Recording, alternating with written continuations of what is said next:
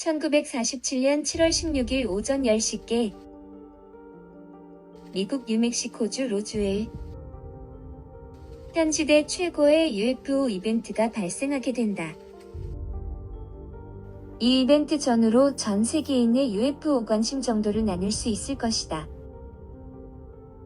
군에서 보도된 UFO 추락 사건. 하지만 하루 만에 정정 보도를 내게 되는데 당시 로스웰 사건에 개입되어 있었다고 주장하는 정부 관료부터 소방관, 군인 등 다양한 계층의 목격담과 상반되는 정부의 발표는 당연하게도 음모론으로 이어지고 있다.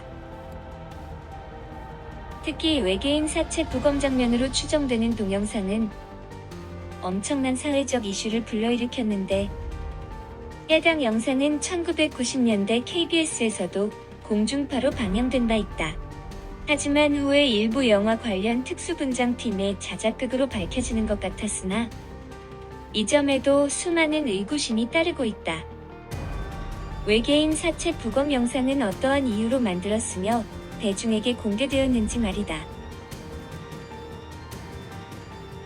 1997년 당시 미국에서는 음모론을 잠재우기 위해 UFO가 아니라 기상 관측용 기구가 떨어진 것이라는 발표도 했는데 당시 외계인 사체 목격자들의 증언이 끊이지 않자 외계인의 사체가 아닌 실험용 인형이었다는 어설픈 해명으로 로스웰 사건은 1997년 6월 25일 케이스 클로징을 발표하기에 이른다.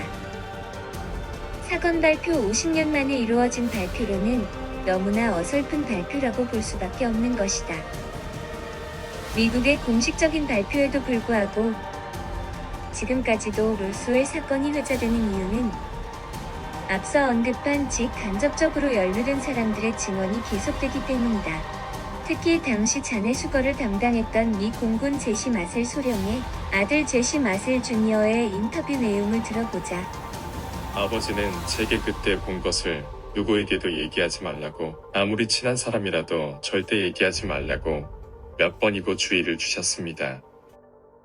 사건 당시 소방서장 딸의 증언도 로스웰 사건의 어설픈 마무리에 의구심을 키웠는데 군 관계자가 집에 직접 찾아와 로스웰 사건에 대해서 아무것도 말하지 말라고 협박했다고 한다. 미군에서 직접 잔해 수거를 담당하였던 군인이 실험용 인형과 외계인 사체를 혼동할 수 있었을까? 기상 관측 기구와 실험용 인형을 수거하였다면 외부로 발설하지 말라는 협박을 받을 이유가 있었을까? 최초 보도를 담당했던 월터 하우트 장교의 유언을 아들을 통해 들어보면 실제 외계인의 사체가 있었다는 것이다. 죽음을 앞둔 관련자들이 굳이 거짓말을 유언으로 남기고 죽을 이유가 있었을까? 한 가지 흥미로운 점은 46에서 47년은 미국의 핵실험이 한참 진행되었던 시점인데 이는 현재 UFO가 핵실험 기지, 핵발전소 등에 나타나는 것과 일맥상통한다고 볼 수 있다. 위험하게 핵을 사용하는 인류에게 경고를 하기 위해 외계인들이 나타나는 것은 아닐까?